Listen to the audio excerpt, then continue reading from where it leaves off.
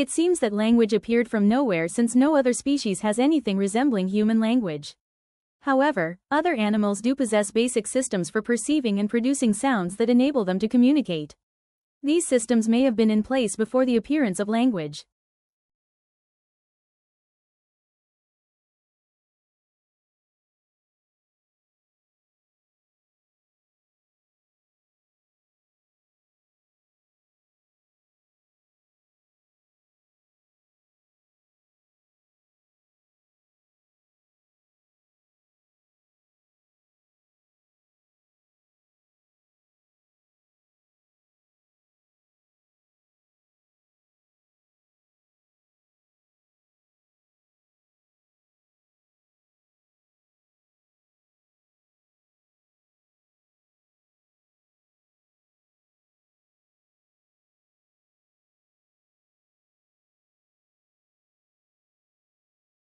In the past, wars have led to inflation and higher commodity prices.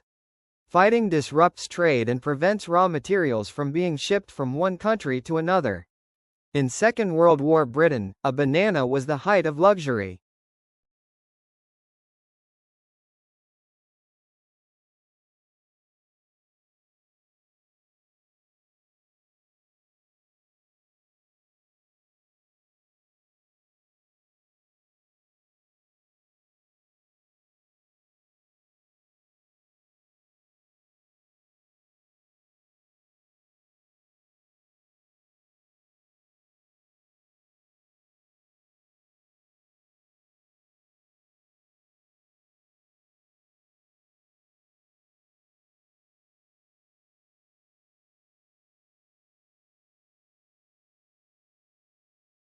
For the purposes of argument, culture is divided into material and non-material, and the speaker's aim is to show how they both affect each other. Material developments in tools and technology can affect non-material culture, our customs and beliefs, and the other way around. Genetics is used as an example as it has changed the way we think about life, but also our beliefs have affected its rate of development.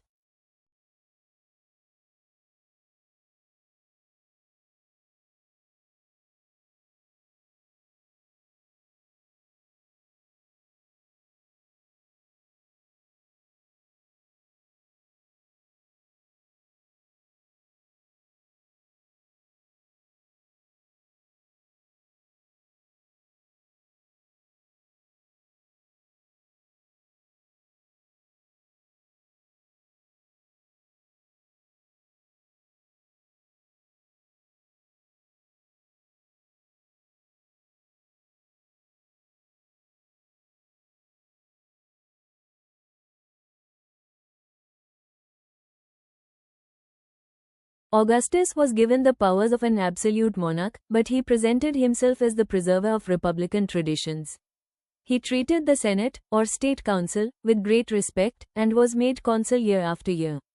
He successfully reduced the political power of the army by retiring many soldiers, but giving them land or money to keep their loyalty.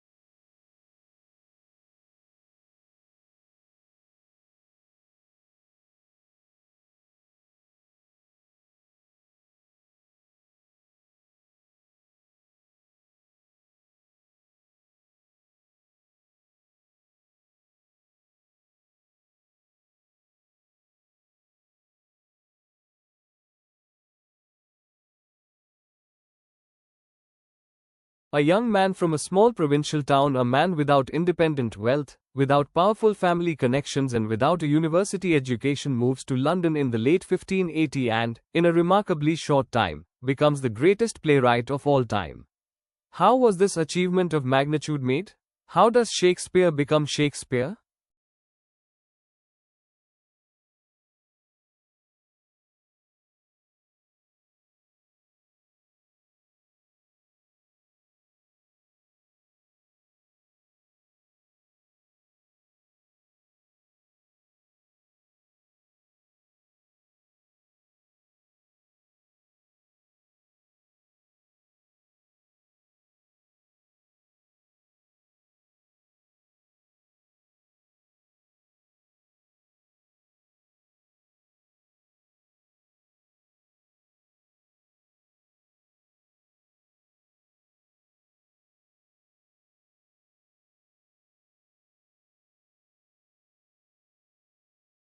The climate for doing business improved in Egypt more than in any other country last year, according to a global study that revealed a wave of company-oriented reforms across the Middle East.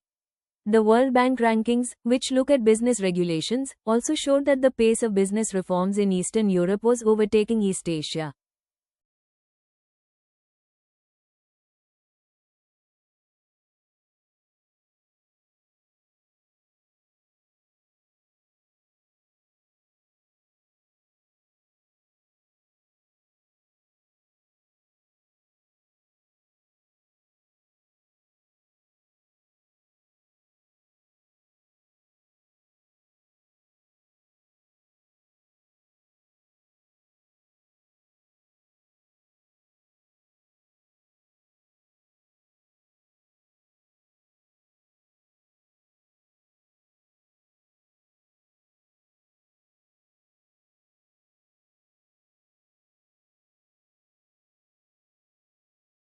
Thompson recognized and exploited all the ingredients of a successful amusement ride, writes Judith A. Adams in the American amusement park industry.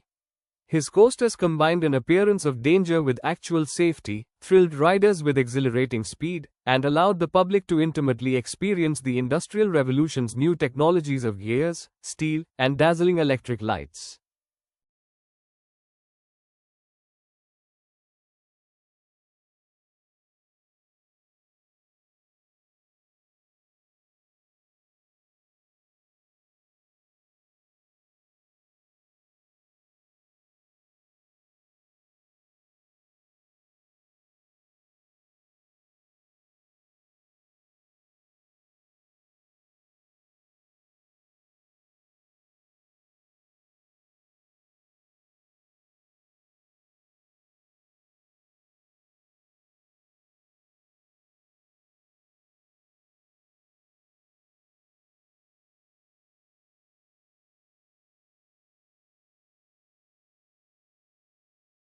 History rubs shoulders and often overlaps with many other areas of research, from myths and epics to the social sciences, including economics, politics, biography, demography, and much else besides. Some histories are almost pure narratives, while others go in for detailed, tightly focused analyses of, for example, the parish records of a Cornish village in the 16th century.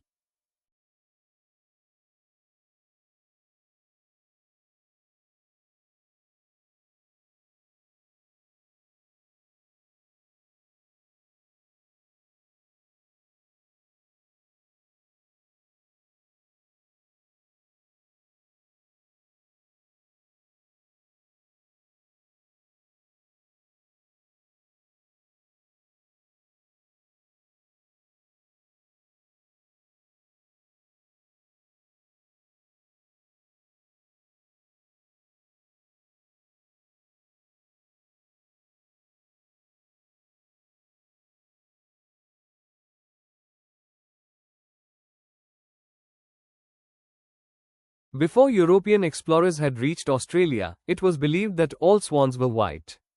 Dutch mariner, Antony Kane, was the first to be amazed at the sight of Australia's black swans on the Shark Bay in 1636. Explorer Willem de Vlamingh captured two of these creatures on Australia's Swan River and returned with them to Europe to prove their existence. From that point on, black swans and Australia have been closely linked.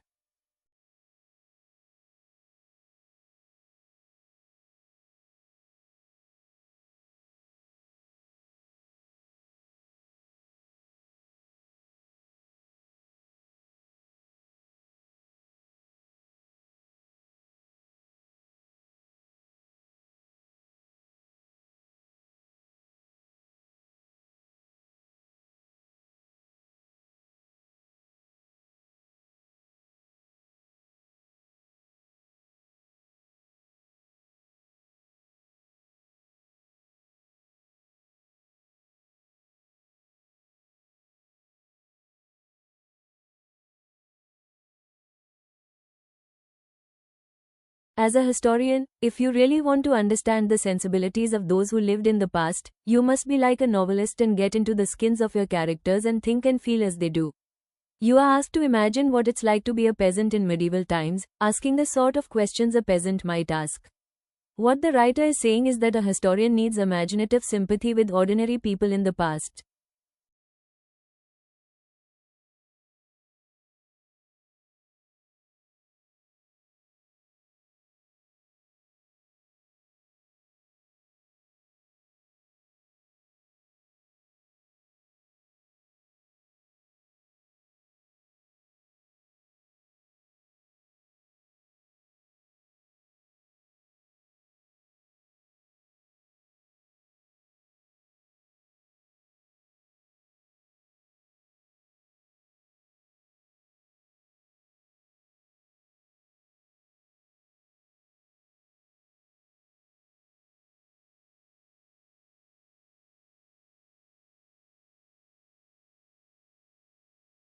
Not a lot is known about how the transportation of goods by water first began.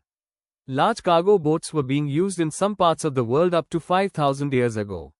However, sea trade became more widespread when large sailing boats traveled between ports, carrying spices, perfumes, and objects made by hand.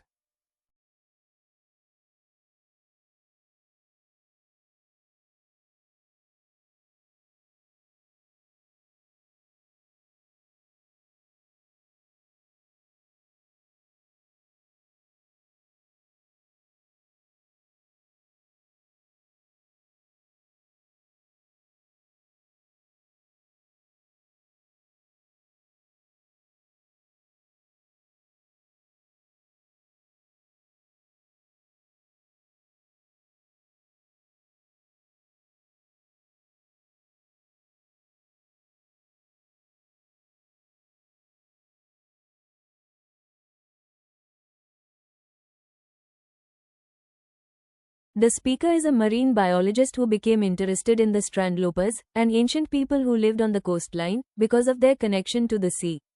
Their way of life intrigued him. As a child, he had spent a lot of time by the sea, exploring and collecting things, so he began to study them, and discovered some interesting information about their way of life, how they hunted, what tools they used, and so on.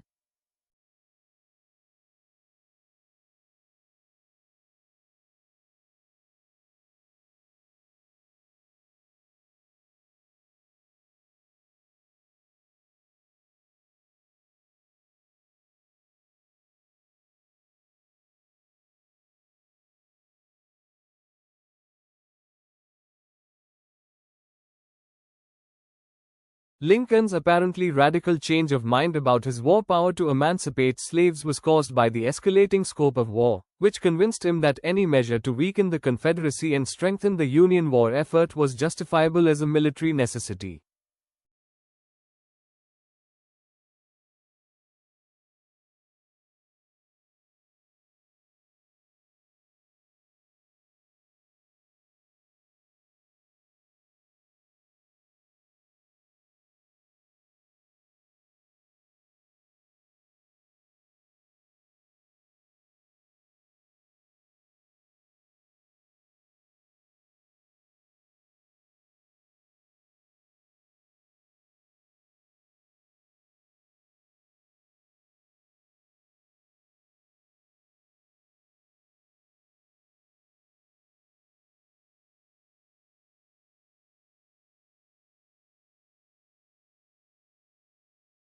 Britain, then, was slower to create and develop a police force than the rest of Europe. France had one long before. Indeed, the word police is taken from the French. This fact was not unimportant, as the very idea of a police force was seen as foreign, that is, French, and particularly undesirable, and was generally regarded as a form of oppression.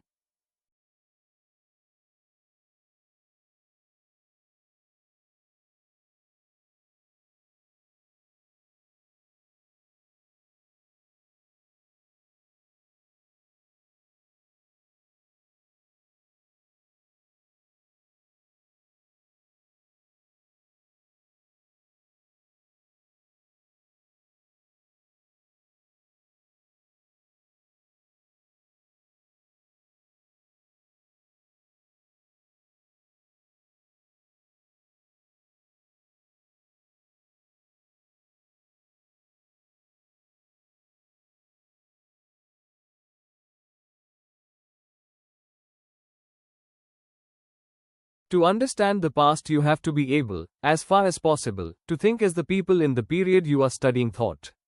The example of what it must have been like to be a peasant in the Middle Ages issued. However, sensibilities change over time and we can't completely throw off the mentality of the present.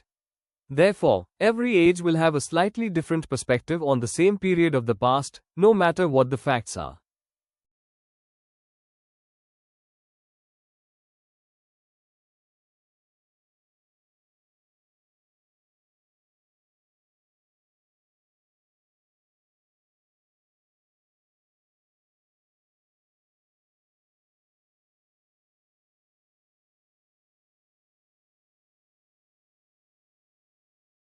We've outfitted it with the space lab built by our European partners and used it before the era of the space station to do scientific research. We used it as part of our partnership with the Russians, which is still continuing, first as part of the Mir space station, where we actually prolonged the useful life of Mir by several years through logistical supply visits with the shuttle.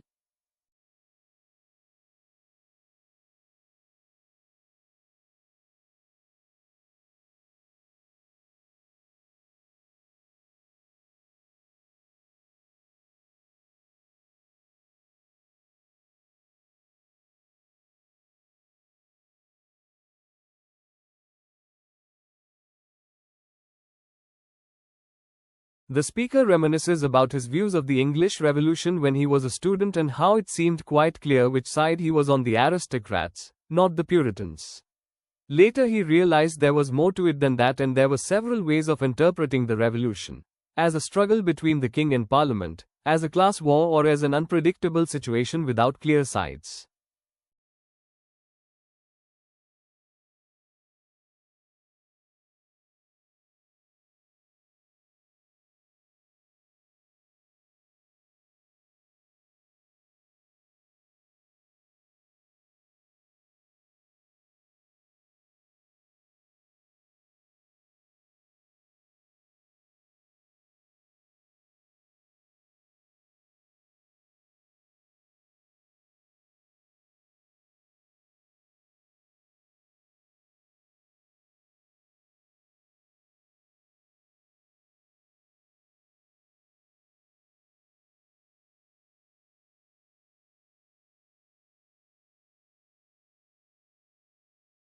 In 1812, at Lyme Regis on the Dorset coast, an extraordinary child named Mary Anning, aged 11, 12 or 13, depending on whose account you read, found a strange fossilized sea monster, 17 feet long and now known as the Ichthyosaurus, embedded in the steep and dangerous cliffs along the English Channel.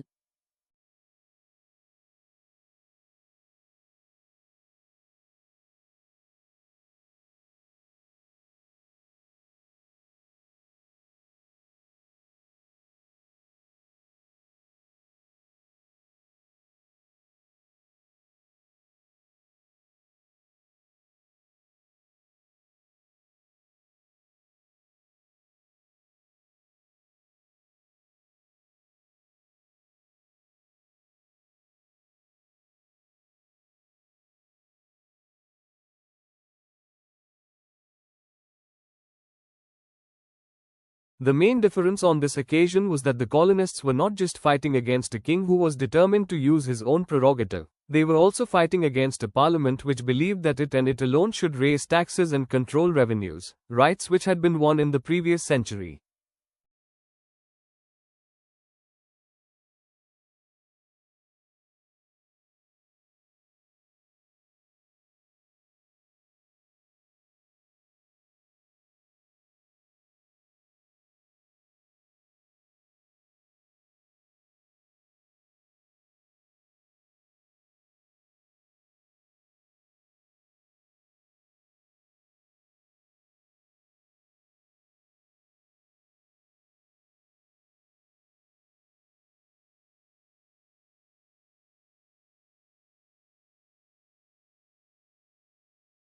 In the past, wars have led to inflation and higher commodity prices.